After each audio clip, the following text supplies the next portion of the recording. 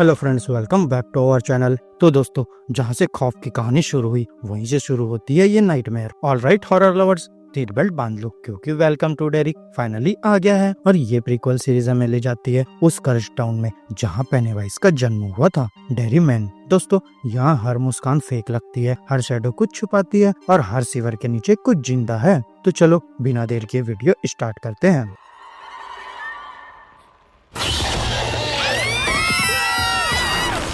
Opening scene sweet dreams turn sour. तो दोस्तों, यहाँ एपिसोड की शुरुआत एक पुराने मूवी थिएटर से होती है। पॉपकॉर्न की खुशबू और इनोसेंस का इल्यूजन। जहाँ स्क्रीन पर चल रहा है द म्यूजिक मैन और वहीं बीच रो में बैठा एक छोटा बच्चा मैटी क्लेमेंट्स, जो चुपके से बिना टिकट घुस आया है। और फिर जब एक यूशर उसे पकड़ता है, मैटी भाग निकलता है और वहीं से शुरू होता है डेरी का नया नाइटमेयर। अब उसके रास्ते में दो लोग उसकी मदद करते हैं, रॉनी और हैंक ग्रोगन। सिंपल और काइंड हार्टेड लोग, लेकिन डेरी में काइंडनेस का मतलब सिर्फ एक ही होता है, बैड एंडिंग। अब दोस्तों, यहाँ मैटी रोड के किनारे लिफ्ट मांगता है, डिस्परेट टू लिव डाउन। तभी एक फैमिली कार रुकती है, मदर, फादर, एक स्माइलिंग चाइल्ड। सब कुछ परफेक्ट लगता है यहाँ। लेकिन दोस्तों, जैसे जैसे कार आगे बढ़ती है, स्माइल्स अननेचुरल होने लगती है, हंसी ज्यादा लाउड, आंखें ज्यादा डेड। और फिर जब लगता है कि वो डेरी से निकल गया है, रोड वापस डेरी ही ले आती है उसे। और फिर हॉरर लेवल 100। यहाँ कार के अंदर ही मदर सडनली गोस इनटू लेबर और जो पैदा होता है वो बच्चा नहीं, एक डेमोनिक म्यूटेंट क्रिएचर है, एक श्रिकिंग हेल बेबी। अब यहाँ फैमिली चैंट करने लगती है, आउट आउट, और मैटी के कैंडी पेसिफायर उड़कर सीवर के अंदर चला जाता है। बस वही पल है जब डेरी के एविल दोबारा जाग जाते हैं।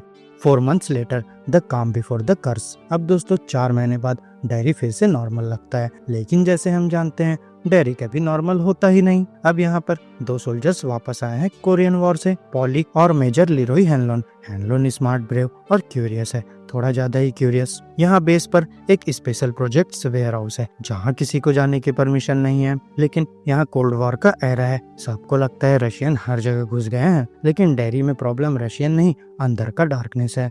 तभी दोस्तों, रात को कुछ लोग बेस में घुसने की कोशिश करते हैं एयरक्राफ्ट ब्लूप्रिंट्स चुराने के लिए। यहाँ हैनलोन और पॉली उन्हें रोक लेते हैं, पर उन लोगों के चेहरे इंसानों जैसे नहीं लगते, कुछ ऑफ ही है। Dairies children whispers of fair. उधर टाउन के किड्स भी अजीब चीजें महसूस कर रहे हैं। मैटी की डेथ उनके दिमाग में अब तक बसी है, स्पेशली टेडी यूरिस, एक क्वाइट बॉय जो अपने दोस्त को भूल नहीं पा रहा। उसका दोस्त फिल हमेशा एलियंस और न्यूक्लियर थ्योरी में घुसा रहता है, टिपिकल 60s पैरानोया। और फिर दोस्तों आती है लिली, डेरी की लूनी लिली। उसके फादर की मौत एक पिकिंग फैक्ट्री एक्सीडेंट में हुई थी। यहाँ पुलिस उसे टॉर्चर करते हैं, उसके लॉकर में पिकल्स जार भर के, टॉन्टिंग कि उसके डैड के बॉडी पार्ट्स भी जार्स में मिले थे। अब दोस्तों, ये ट्रू हो या मिथ, डेयरी में हर कहानी हॉरर बन जाती है। तभी दोस्तों, एक रात लिली कहता है उसने मैटी की आवाज सुनी है पाइपलाइंस के अंदर से। तब टेडी और फिल उसका मजाक उड़ाते हैं, और तब तक जब तक टेडी के कमरे का लैंप ब्लिंक नहीं करता। अब जब वो लैंप को टच करता है, लैंप शेड बदल जाता है ह्यूमन स्किन में और घर में स्क्रीम्स गूंजती है। लेकिन उसका भाई बोलता है बस बुरा सपना था, और टेडी जानता है ये सपना नहीं था। Digging up dairies dark history. अब दोस्तों, अगली सुबह तीनों लाइब्रेरी जाते हैं आंसर्स के लिए। तभी ओल्ड न्यूज़पेपर क्लिपिंग्स बताते हैं कि हर कुछ डिकेड्स में डेरी में बच्चे गायब होते हैं और कोई कभी सच नहीं बोलता। अब वो मिलते हैं रॉनी से, वही काइंड वुमेन जिन्होंने मैटी को बचाने की कोशिश की थी। और जब वो सुनती है कि किड्स को वही इरी म्यूजिक मैन ट्यून सुनाई दे रही है, उसका चेहरा सफेद पड़ जाता है। She whispers it's happening again. अब रॉनी उन्हें ले जाती है उसी पुराने थिएटर में। प्रोजेक्टर चालू होता है, स्क्रीन पे वही म्यूजिक चल रहा होता है, लेकिन बीच में फिल्म ग्लिच होती है और मैटी स्क्रीन पे दिखाई देता है एक डिमोनिक बेबी को गोद में लिए हुए। और फिर बेबी स्क्रीन से निकलकर ऑडियंस पर हमला करता है, जहाँ ब्लड हर जगह फैल जाता है। यहाँ किड्स चीखते हैं, पर वो बस देख सकते हैं क्योंकि प्योर मैसेकर अनफोल्ड होता है उनके सामने। और जब सब खत्म होता है, सिर्फ रॉनी और लिली जिंदा बचते हैं। यहाँ थिएटर से भागते हुए लिली का स्क्रीम इतना लाउड होता है जैसे पूरा टाउन सुन रहा हो, और डेरी दोबारा खून से भर जाता है।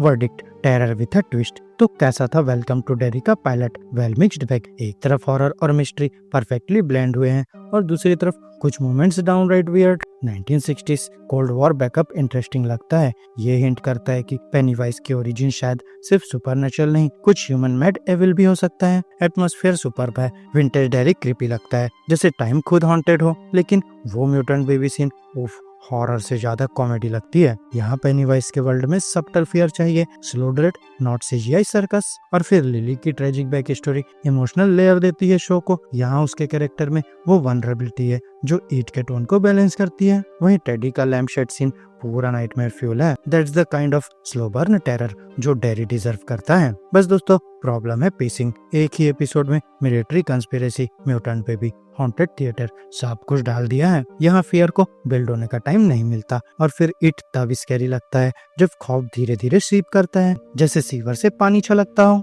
लेकिन ये तो बस शुरुआत है। अगर राइटर्स ने फोकस किया साइकोलॉजिकल और एटमॉस्फेरिक हॉरर पे तो वेलकम टू डेरी बन सकता है एक terrifying masterpiece. For now circus दोबारा खुल गया है, but the clone he is still waiting in the dark creepy setup with flashes of brilliance. अब बस पेनीवाइज की स्माइल मिसिंग है। तो फ्रेंड्स, मेरी इस वीडियो में बस इतना ही।